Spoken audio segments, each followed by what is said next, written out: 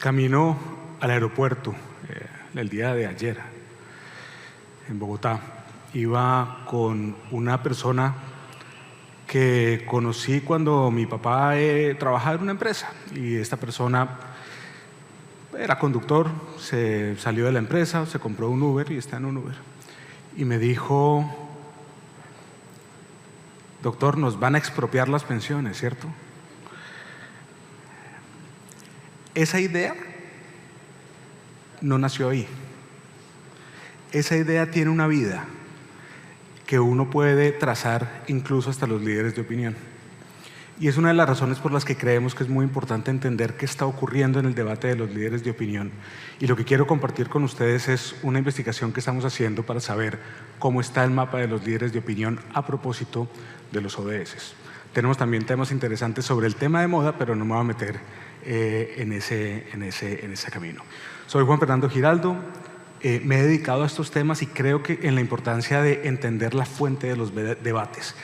He oído varias de las, creo que en casi todos los paneles hasta ahora, alguien ha dicho: es el mensaje, es la narrativa, hay que comunicar, hay que educar, pero eso no es simplemente intervenir una explosión de Twitter cuando ya ocurrió.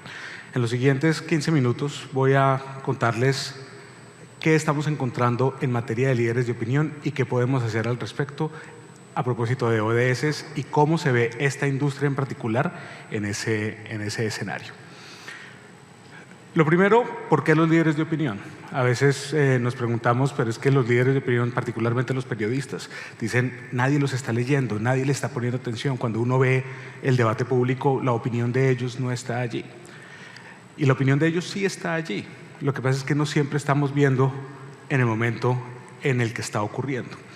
Esto es una búsqueda en los Google Trends que le permite a uno saber cuándo hubo momentos de agenda de medios. Momentos de agenda de medios es que todo el mundo se puso a hablar de lo mismo. Y si uno se enfoca en la expresión fracking, pues obviamente hay dos picos bastante predecibles que fueron primera y segunda vuelta hace 4 años, ¿no? Como las dos grandes explosiones. Y en ese momento alguien dice: uy, nos toca hacer escucha digital, o nos toca hacer, qué sé yo, una encuesta, o nos toca hablar con los periodistas. Ese es el momento donde ya no. El momento donde se construyen estas ideas es previo, es en los momentos de calma.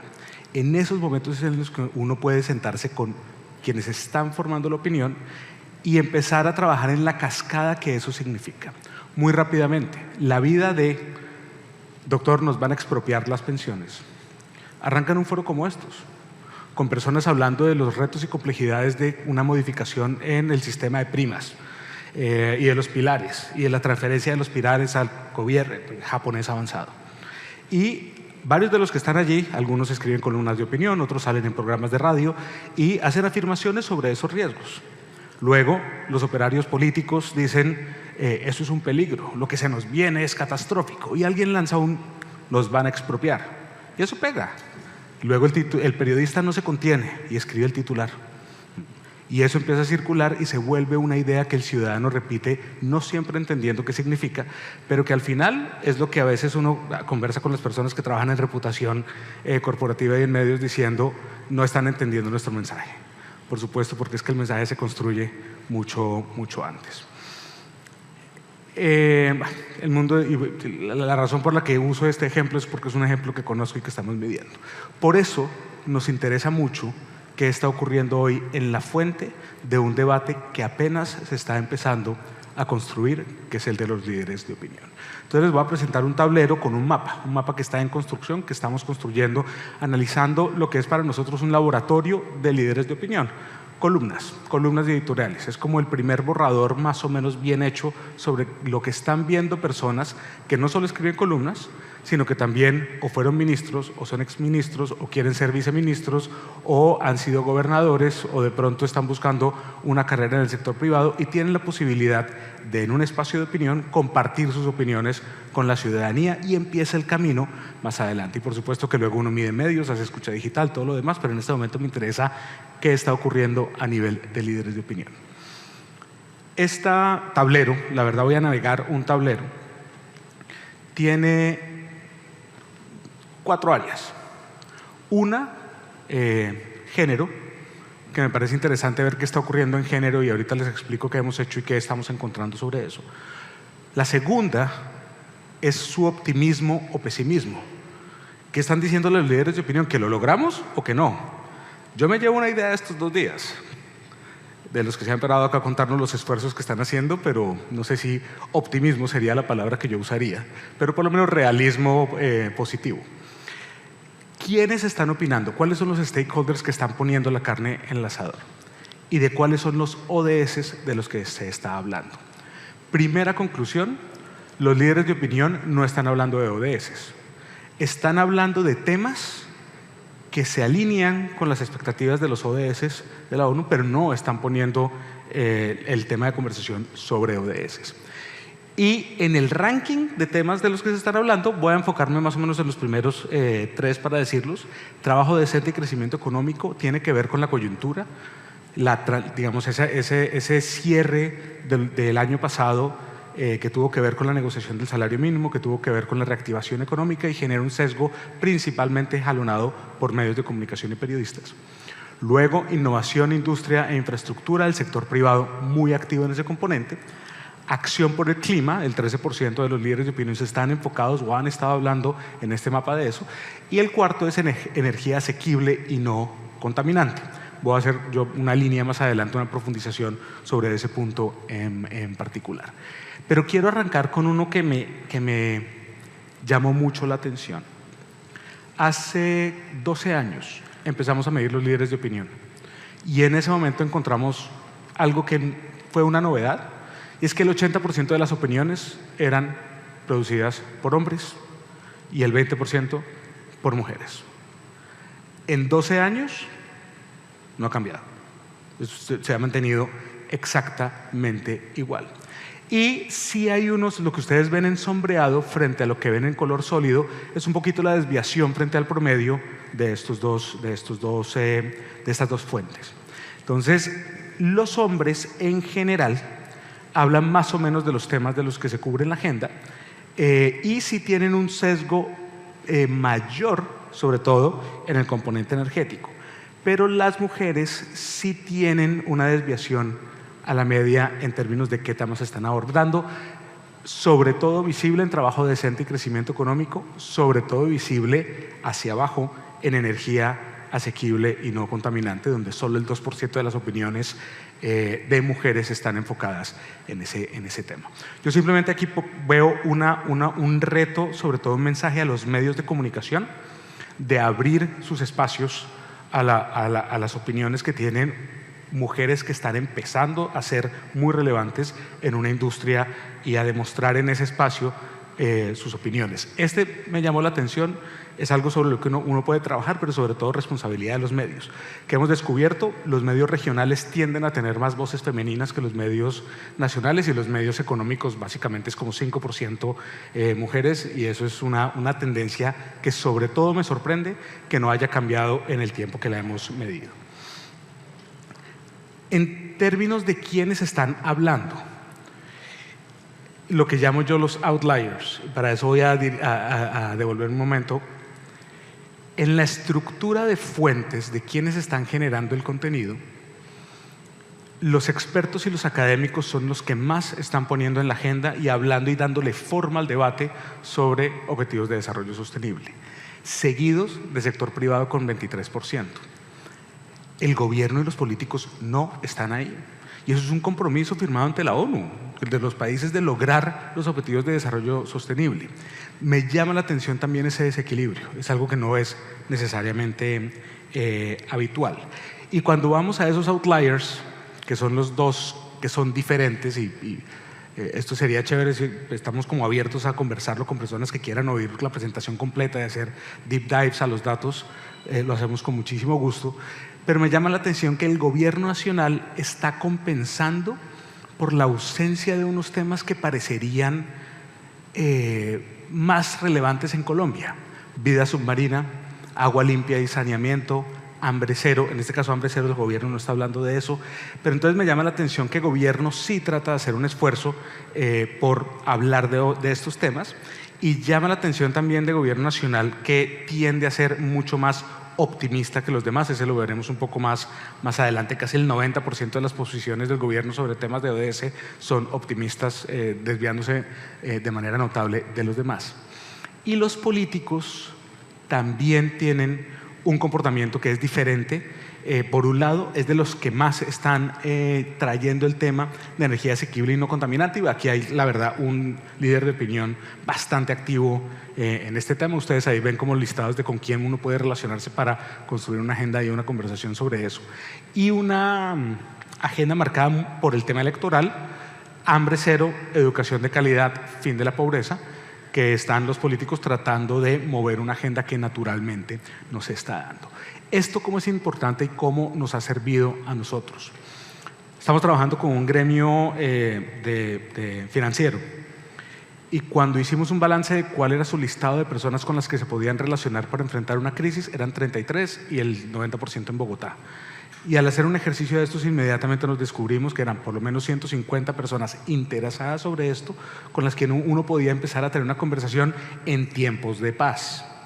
Si yo salgo a hacer este ejercicio cuando estoy en medio de una crisis, ya es muy tarde. Y por supuesto que uno puede prender las redes sociales, pero las redes sociales solo me muestran un síntoma de un proceso de construcción de ideas que viene mucho más atrás y que en buena medida está producido por este tipo de personas que tienen un rol activo en formar opinión. Y varios de ese listado los he visto incluso aquí, sobre todo cuando nos metamos en energía va a ser más evidente. Me toca avanzar. Pesimismo. Principalmente proviene de los académicos y de los expertos. Son pesimistas por encima de la media en términos de qué vamos a lograr y qué no vamos a lograr. Y casi todos los ODS que no son protagonistas tienden a tener una marca pesimista. Trabajo decente y crecimiento económico, vida y ecosistema terrestres, reducción de la desigualdad, salud y bienestar, fin de la pobreza. En general hay más pesimismo que optimismo. Seguí derecho por uno que me ha llamado mucho la atención y obviamente quisiera alcanzar a tocarlo, y es energía asequible y no contaminante. El pesimismo está a la mitad del promedio.